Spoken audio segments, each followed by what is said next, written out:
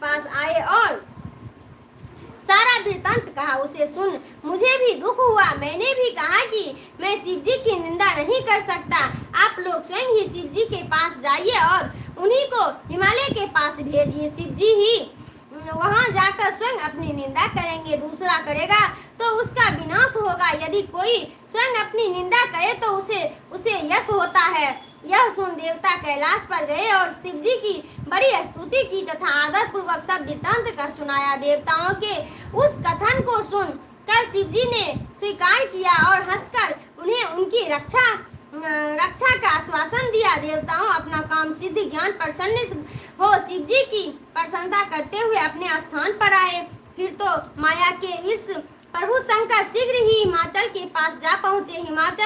हिमालय में अपने बंधु और पार्वती सहित सभा में बैठे थे। उसी समय दंड छत्र सहित दिव्य अस्त्र धारण किए तथा उज्जवल तिलक लगाए भगवान शंकर वहां जा पहुंचे। हाथ में स्फटिक मणि की माला लिए, गले में शालिग्राम लटकाए, साधु का सा वेश बनाए और नारायण का नाम जपते हुए वहां जा पहुंचे। उन्हें इस रूप में देख हिमालय ने उठकर प्रणाम किया और पार्वती ने भी भक्ति पूर्वक प्रणाम किया तथा पहचान कर उनके मन में बड़ा हर्ष हुआ। ब्राह्मण रूपधारी शंकर जी ने सबको आशीर्वाद दिया और शिवा को तो अधिक प्रेम से उनको मनोवांछित आशीर्वाद का कह सुनाया। फिर हिमाचल ने बड़े प्रेम से उनको मनोवांछित आशीर्वाद का कह सुनाया। फिर हिमाचल ने बड़े प्रेम से जितेंद्र की कुशल पूछी और कहा कि आप कौन है। तब महादेव ने हिमालय से कहा, मैं एक ज्योतिष हूँ जो गुरु कृपा से मन के समान सर्वज्ञ विचरण करता रहता हूँ। मैंने सुना है कि तुम अपनी सुलक्षण कन्या को शिव के लिए देना चाहते हो, परंतु शंकर तो सर्वथा निराश्रय निसंग कुरूप अगुण शमशानवासी बैलग्राही और जोगी हैं। तुम ऐसे विकट और जटाधारी को जो सर्पों का हार पहनता है, वेद मार्ग से भ्रष्ट है, उस शिव को अपनी पुत्री क्यों देना चाहते हो। हे अचल तुम्हारी यह बुद्धि तो सर्वदा अमंगलदायक है। तुम नारायण के कुल में उत्पन्न होने वाले क्षण भर विचार तो करो कि तुम्हारी यह पार्वती दान रूप कर्म पात्र से के समान नहीं।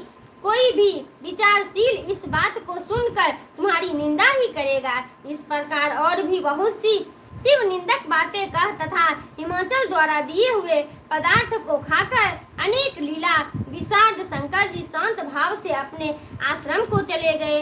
इति शिव महापुराण तृतीय पार्वती खंड का 31वां अध्याय समाप्त हुआ। 32वां अध्याय सप्तवर्षीय आगमन।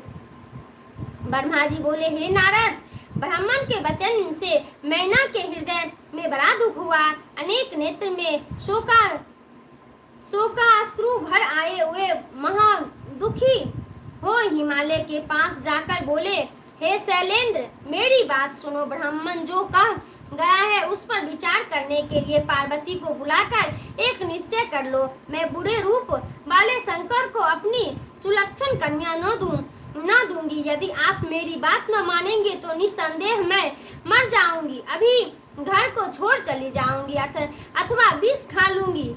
मैं गले में रस्सी बांधकर किसी वन में चली जाऊंगी अथवा महासमुद्र में गिर जाऊंगी, परंतु शिव को कन्या न दूंगी। ऐसा कह शोक से रोती हुई मैना कोप भवन में चली गई और खाना पीना त्याग कर पृथ्वी पर लेट गई।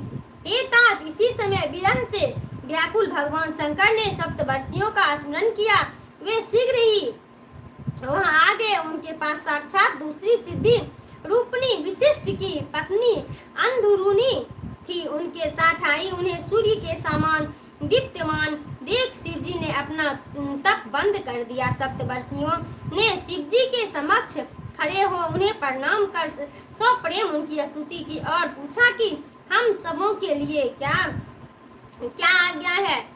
तब उनकी बात सुनकर लोकाचार के अनुसार महेश शंभु उनसे यह रमणीक बात बोले कि हे ऋषि, आप लोग तो सर्वथा ही हमारे पूज्य हैं। हमने केवल तुम्हारे ही लिए तुम्हारा स्मरण किया है। तुम जानते हो कि मेरा तो उपकारी स्वभाव है। इस समय